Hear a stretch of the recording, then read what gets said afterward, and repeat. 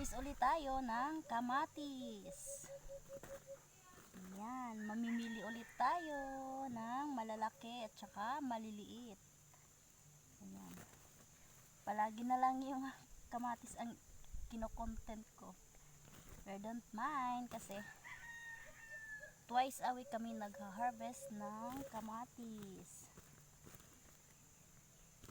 Kaya huwag kayong magsawa na panoorin yung content ko. Puro na lang kamatis.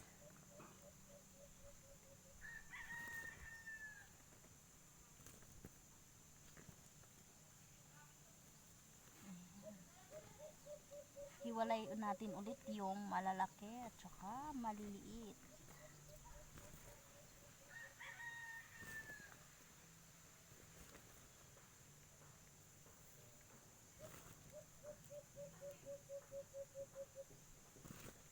Ayan. Maaga kami natapos. Ay, hindi pala sa ibang area hindi pa natapos mag-harvest. Itong area pa lang ito ang ito na harvest. Kasi kanina pa ako nag-harvest, hindi pa masyadong mainit. Kasi sobrang init yun. Grabe sakit. Masakit sa balat. Ayan. Thank you for watching, guys.